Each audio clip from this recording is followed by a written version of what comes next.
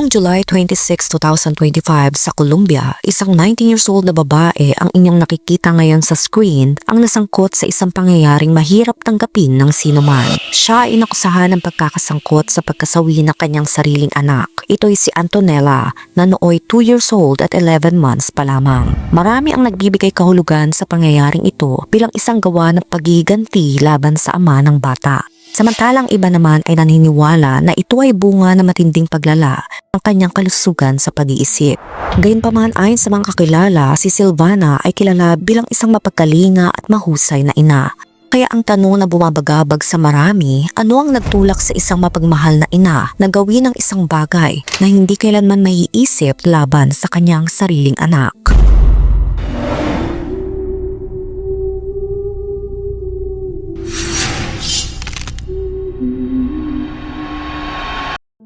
Sa ikalimang palapag ng urbanisasyon San Sebastian, Manizales sa Colombia, naninirahan sina Silvana Torres, 19 years old, ang kanyang anak na si Antonella, 2 years old and 11 months, at ina ni Silvana, ang lola ng bata na si Doris. Kay Doris, ang Sabado, July 26, 2025 ay nagsimula bilang isang normal at mapayapa na araw. Sabi niya pinaliguan ni Silvana ang maliit na si Antonella, binihisa ng malinis at magandang damit dahil gusto niyang laging maayos at presentable ang kanyang anak. Sinuklayan at nilagyan pa niya ng maliliit na tirintas ang buhok ng bata. Naghahanda si Silvana dahil pupunta sila sa bahay ng kanyang ate. Ito'y si Maria Eugenia na nakatira lamang sa tapat ng kanilang apartment. Si Antonella ay mahilig tumawid sa hallway at makipaglaro sa kanyang pinsan. Kaya naman inayos si Silvana ang bata para dalhin sa kanyang ate. Sinabi ni Doris, ang lola, na mauuna na siyang pupunta sa bahay ni Maria Eugenia para makasama ito at mag-almusal at inaasahan niyang susunod si Silvana. Tumawid siya sa pasilyo at pumasok sa bahay ni Maria Eugenia. Bigla-bigla narinig niya ang kanyang anak na si Silvana na sinarado ang pinto ng kanilang apartment at nilagyan ng kandado. Nagtaka si Doris sa ginawa ng kanyang anak. Kumatok siya at tinawag si Silvana. "Silvana, bakit mo sinara? May nangyari ba?" anya. At pagkatapos noon narinig niya ang sigaw ng takot ng maliit na si Antonella. Ito ay bandang alas 11 na umaga na magsimulang marinig ng lahat ng kapitbahay ang matinding sigaw ni Doris at pati na rin ang pag-iyak ng bata. Mabilis na tumakbo ang mga pinakamalapit na kapitbahay upang tignan si Doris. Isang lalaki ang lumapit at nagtanong, ano ang nangyayari? Akala niya may masamang nangyayari kay Doris dahil sa tindi ng kanyang takot. At sumagot si Doris, papaslangin ng anak ko ang bata. Namatuklasan ng binata na hindi niya mabuksan ang pinto. Tinignan niya ang isang maliit na bintana, binasag ang salamin at gumamit ng patpat upang buksan ang pinto. Pagpasok nila sa loob, nakita nilang nakahiga sina Silvana at Antonella sa iisang kama. Sa apartment na iyon, mayroon lamang isang kama at doon natutulog si Doris, Antonella at Silvana. Nakita nilang nakahiga ang dalawa, nakabukas sa mga mata ng bata. Ngunit nakapikit naman si Silvana. Nang tignan nilang mabuti, napansin nila na malubha ang sugat ng bata. Habang naghihintay sa pulisya at ambulansya, sumisigaw si Doris, "Masasawi ang anak ko, masasawi ang apo ko." Tinanong nila si Silvana kung bakit niya ginawa iyon sa bata. Ngunit nakapikit lamang siya at hindi nagsasalita. Narinig ng maraming kapitbahay ang nangyari mula sa iba at napuno sila ng galit at puot nang malaman nila na tinapos ni Silvana ang sarili niyang anak. Dumating ang pulisya at mga paramedic. Sa simula, inakala ng lahat na wala na ang bata dahil nakabukas ang mata nito at hindi gumagalaw at dahil na rin sa malubhang atake sa leeg. Ngunit ang dumating ang mga paramedic, napansin nila na may pulso pa ang bata.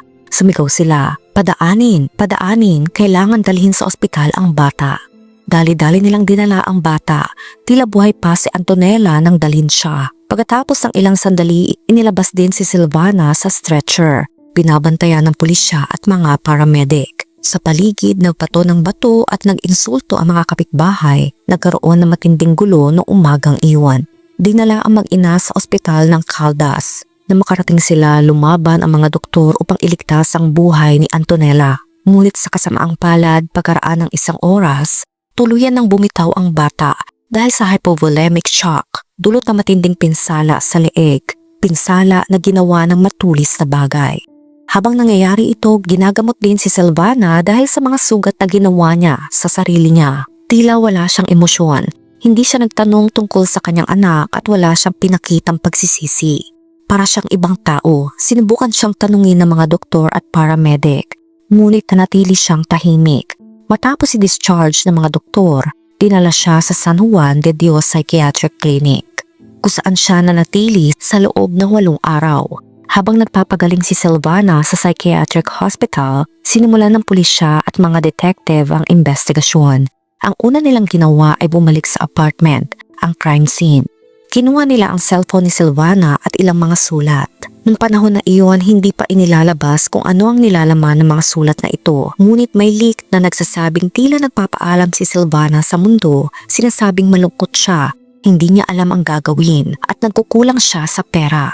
May mga salita rin sa sulat na binura niya. Sinasabi ng ilang tao na ang mga sulat na ito ay maaaring magpatunay na hindi maayos sa kalagayan ng pag-iisip ni Silvana. Gayunpaman, may isa pang grupo ang nagsasabing ang nilalaman ng mga sulat ay nagpapakita ng pagpaplano ng krimen. Dagdag pa rito, lumalabas din sa pagsusuri ng cellphone at social media na tila pinaplano niya ang krimen. Ilang oras bago ang nakakakilabot na pangyayari, nag-post siya ng mga video at litrato sa social media na nagpapahiwatig na malungkot siya dahil tapos na ang baby stage ng kanyang anak. Tila sinasabi niya na hanggang 2 taon lang ang isang sanggol at si Antonella ay 2 years old at 11 months na. Ang mga ibinunyag ay mga testimonya ng mga kapitbahay, kamag-anak, kaibigan at maging ang mga dating kasintahan ni Silvana. Lahat sila ay nagkaisa sa isang bagay, na si Silvana ay isang mahusay na ina. Siya ay napakabuting ina. Nagsisikap siya para sa kanyang anak. Minahal niya ang bata. Ganon din ang sinabi ng lola ng bata. Wala siyang ipinakitang kakaiba. Siya ay mabait. Napaka-dedicated niya sa bata. Sa loob ng 2 linggo ng investigasyon, kinuha ng mga detective ang pahayag ng iba-ibang kapitbahay. Isa sa mga kapitbahay na nakakakilala kay Silvana mula noong bata pa siya ay nagsabi na si Silvana ay isang batang tahimik, sweet at mahal ang pamilya. Si Magola Valencia, ang kapitbahay at best friend ng ina ni Silvana, ang nagbahagi ng kwentong ito. Sinabi niya na si Silvana ay isang mahusay na estudyante, laging nagmumukod-tangis sa kanyang pag-aaral. Si Silvana ay napakaganda at tahimik, dagdag pa ni Magola. Nang matapos niya ang kanyang high school sa edad na 15, mahal siya ng lahat ng kapitbahay. Dahil siya ay mabait, laging bumabati at napaka-noble. Ganyan ang paglalarawan ng lahat kay Silvana. Ikinuwento ni Magola na nang matapos ni Silvana ang high school, sinabi niya na gusto niya magpatuloy sa pag-aaral. Ngunit sa kasamaang palad, nahaharap ang pamilya ni Silvana sa matinding hirap sa pananalapi. Si Silvana ay may 2 nakatatandang kapatid. Ito'y si Julia na may asawa na at may mga anak at si Maria Eugenia, ang kanyang ate na nakatira lang sa tapat. Kaya na matapos ni Silvana ang high school, gusto niya magkolehiyo, ngunit wala silang pera para sa matrikula. Sinabi niya na nalulungkot siya dahil sa kabila ng pagiging mahusay na estudyante, siya ay wala pa rin pagkakataon na magpatuloy sa pag-aaral. Kaya nagsimula siya magtrabaho pagkatapos niya sa high school. Sa edad na 16 nakilala niya si Juan Camilo Lopez. Nagkaibigan sila at nabuntis siya sa edad na 16. Sinabi niya ito sa kanyang inang si Doris at buong suporta naman ang ibinigay nito. Ayon sa mga kapitbahay, mula nang malaman ni Silvana na nabuntis siya, masaya at tuwang-tuwa siya. Pinagkalat niya sa lahat na siya ay buntis. Pagkaraan ng mga buwan, sinimulan niyang sabihin, magkakaroon ako ng anak na babae at papangalanan ko siyang Antonella. Mahal na mahal niya ang pangalang iyon at matagal na niyang gusto na ipangalan sa magiging anak. Isinilang si Antonella na mag-17 years old na si Silvana. Mula sa sandaling iyon, sinabi nila na inialay ni Silvana ang kanyang buhay para sa kanyang anak. Nagtatrabaho siya para makabili ng mga damit, bagong ribbons at mga bitamina.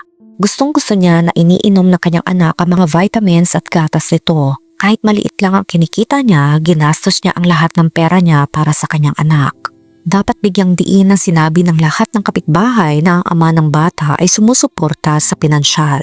Buwan-buwan nagbibigay si Juan Camilo ng pera kay Silvana upang tiyakin na maayos ang kalagayan ni Antonella at walang anumang kulang. Kung may kailangan ng bata, tinatawagan lang siya ni Silvana at nagbibigay siya ng pera. Sa aspetong iyon, si Juan Camilo ay isang responsable sa pananalapi. Ngunit sinabi ni Silvana sa mga kapitbahay na nalulungkot siya dahil bagamat nagbibigay siya ng pera, hindi niya pinapansin ang bata. Hindi siya tumadalaw, hindi siya inilalabas at hindi sila pupunta sa parke.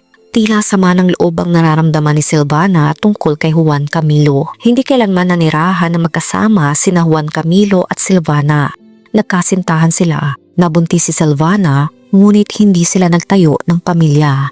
Iyan ang kwentong sinabi ni Silvana sa kanyang mga kapitbahay. Sa mga huling buwan, nag-aaral si Silvana sa SENA, isang institusyon na nagbibigay ng virtual at technological classes. Sinasabi na sa mga huling buwan, malungkot si Silvana dahil hindi siya makahanap ng trabaho. Wala siyang pera at desperado siya. Pakiramdam niya ay hindi niya maabot ang mga pangarap na itinakda niya para sa sarili. Naramdaman niya na hindi niya mabibigay sa kanyang anak ang gusto niyang ibigay dito. Nang makipaghiwalay siya sa ama ng bata, nakipagrelasyon siya sa isa pang lalaki. Tumagal sila ng ilang buwan, ngunit hindi ito naging seryoso. Nang tanungin ng malapit na kakilala si Silvana, mahal mo ba siya? Sinabi ni Silvana, hindi ko siya mahal. Mabilis siyang nakipaghiwalay, sinabing gusto niya mag-focus sa kanyang anak na si Antonella. Pagkalipas ng halos isang taon, sinabi pa ng kakilala na si Magola na nakilala niya ang isa pang boyfriend ni Silvana. Tila seryoso ang lalaking ito. Nagbigay rin siya ng panayam sa media. Ang pangalan niya ay Carlos. Ayon kay Carlos, seryoso ang kanilang relasyon. Mahal na mahal niya si Silvana at mahal din siya ni Antonella. Sabi niya, handa siyang bumuo ng pamilya kasama si Silvana at papakasalan siya. Nakilala niya ang ina ni Silvana at ang buong pamilya nito. Lubos niyang hinangaan ang dedikasyon at pagmamahal ni Silvana kay Antonella. Hindi niyo alam kung gaano kahusay siyang ina, sabi niya. Mas gugustuhin niyang hindi na lang kumain, makakain lang ang anak niya at para lang maayos ang pananamit nito. Para kay Silvana, si Antonella ang una at yan ang nakapagpaibig kay Carlos kay Silvana. Ang makita na siya isang mahusay na ina, isang pambihirang babae. Nakilala niya si Silvana sa social media at inilarawan ni Silvana ang sarili niya bilang isang mabuting ina at ang kanyang anak ang lahat sa kanya. Ngunit sinabi ni Carlos na sa simula hindi siya naniniwala na ganoon siya. Anya, napakabata niya, single mother, sigurado ako na irresponsable siya at ang kanyang ina ang nagpapalaki sa bata.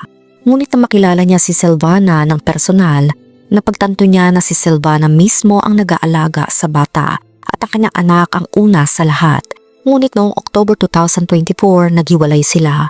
Ayon sa pahayag ni Carlos, si Silvana ang nakipaghiwalay sa kanya dahil masyado siyang seloso. Ang paghihiwalay ay tila naging maayos. Ngayon, bakit nababanggit ang pangalan ni Carlos? Dahil nang ginagamot si Silvana ng mga doktor, sa simula ay ayaw niya magsalita. Nanatili siyang tahimik. Ngunit ang dumating ang ilang psychiatrist at psychologist upang kausapin siya, unti-unti siyang nagsalita. May binitawan siyang isang pahayag na nakakuha ng malaking atensyon. Sinabi niya na kinuha niya ang buhay ng kanyang anak matapos makipaghiwalay sa kanya ang kanyang dating nobyo. Tila tinutukoy niya si Carlos, ngunit lumabas si Carlos at sinabing naghiwalay sila noong Oktubre, 9 months bago nangyari ang krimen. Kaya bakit niya sinabi iyon? Maraming tao ang nagsabi baka hindi niya tinutukoy ang huli niyang kasintahan, kundi ang ama ng bata. Doon lumabas ang tanong, nagkaroon ba sila ng pagtatalo ng ama ng bata na si Juan Camilo Lopez? Matapos ang pagluluksa at paglibing sa maliit na si Antonella, naglabas ng pahayag ang ama ng bata sa media upang ibahagi ang kanyang panig ng kwento. Sinabi niya kasalanan na hindi ko gustong maging bahagi ng buhay ng aking anak. Hindi iyon totoo. Mula nang malaman ko na magiging ama ako, nandoon ako. Gusto kong bigyan sila ng tahanan. Gusto kong bumuo ng pamilya kasama si Silvana. Mahal ko si Silvana, anya. Ngunit sinabi rin ni Juan Camilo na si Silvana ay tila gusto siyang panatilihing malapit. Ngunit kasabay nito ay tinataboy siya. Sinasabi raw ni Silvana sa kanya, ikaw ay akin. Ngunit sinasabi rin, hindi kita mahal, ayaw kong makasama ka. Nakita ni Juan Camilo na nagkakaroon ng ibang kasintahan si Silvana. Gayunpaman sinabi niya, hindi ko iiwan ang aking anak kahit na mag-asawa pa siya o magkaroon ng ibang kasintahan.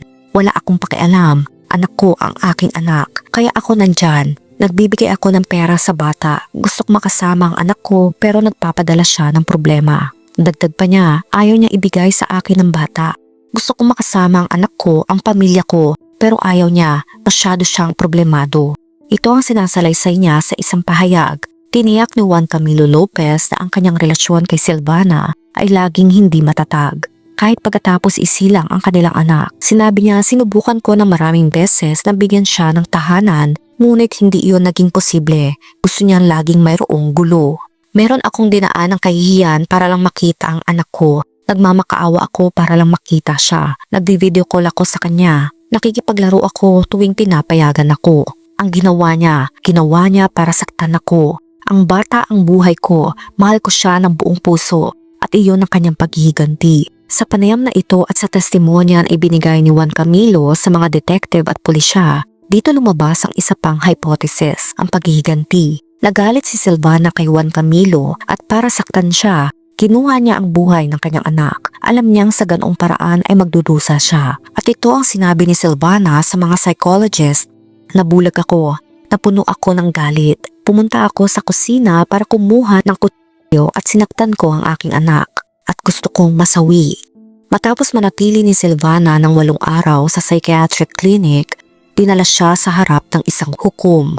Ang hukom ng mawak sa kaso ay nagbigay ng kaso para sa matinding pagpaslang dahil ayon sa mga ebidensya, pinlano ni Silvana ang krimen. Gayunpaman, tinanggi ang akusasyon at hindi niya tinanggap ang mga kaso. Ating tandaan, hindi pa tapos ang investigasyon. Ang kaso ay naghihintay ng desisyon at ang depensa ay naganda upang gamitin ang argumento ng hindi maayos sa kalusugan ng pag-iisip ni Silvana.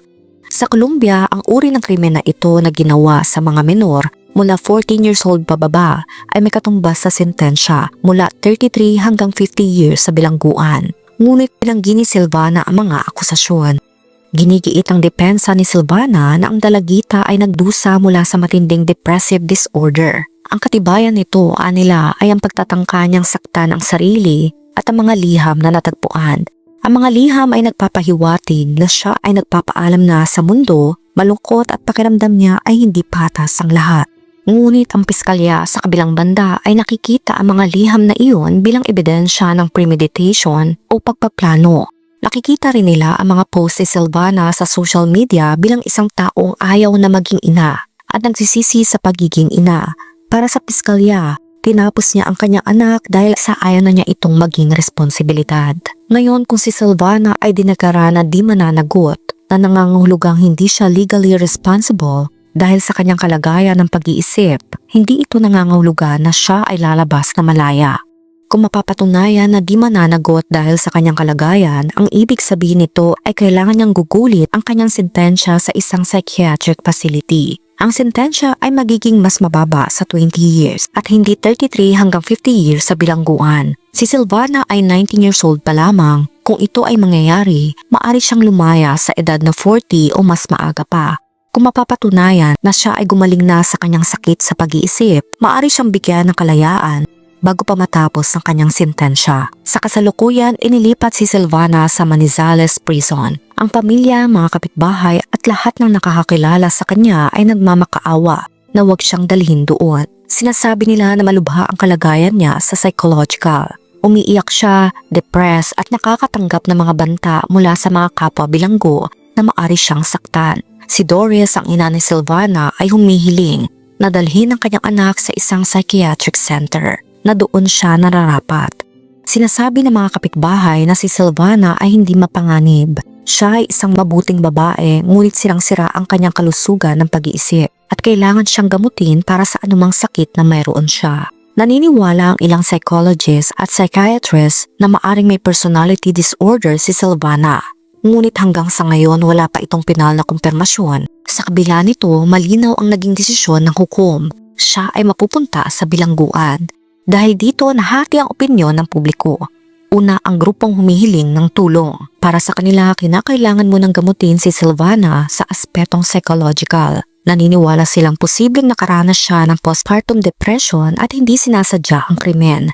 Ipinaglaban din ng grupong ito na maraming single mother ang walang sapat na suporta, emotional, psychological at panlipunan. Para sa kanila, hindi dapat agad ikinahon ang kaso bilang isang gawa na kasamaan o paghihiganti. Sa halip, hinihiling nila ang mas malalim na investigasyon gamit ang pananaw ng psychiatry. Sa kabilang banda, mariing pumupuna ang ikalawang grupo. Itinuturo nila ang insidente kung saan nagkunwari si Silvana na natutulog habang inilalabas sakay ng stretcher. Isang kilos na para sa kanila, malinaw na patunay ng manipulasyon at panlilinlang. Sa sandaling iyon, ayon sa grupong ito, batid niya ang bigat ng kanyang ginawa at nang ideklara niya ang kanyang pagiging inosente, kapansin-pansin ang kawalan ng konsensya, lungkot o kahit katiting na pagsisisi, hindi para sa kanyang anak, ni para sa kanyang pamilya. Para sa kanila, walang anumang dahilan o paliwanag ang maaring magbigay katwiran sa ganitong uri ng pagkilos. Sa huli, may mga tinig na nagsasabing, tama na ang pagtingin kay Silvana bilang biktima. Ang tunay at tanging biktima rito ay si Antonella. Ayon pa sa kanila, bihirang mabanggit ang pagturusa ng isang inosenteng bata. Ang buhay na natapos ng napakaaga at ang sakit ng kanyang naranasan sa mismong sandaling ang sariling ina ang tumapos sa lahat. Para sa grupong ito, malinaw ang kahulugan ng hustisya, ang pagkakakulong ni Silvana. Ikaw, saan ka panig? Isa ba itong bunga ng postpartum depression o isang gawaing pinaplanuhan bilang paghihiganti? Let me know sa comment section. Kung nakaabot ka sa video na ito ay maraming salamat. Huwag kalimutan mag-like, share, subscribe, and turn on the notification. Ingat ka palagi! Ciao!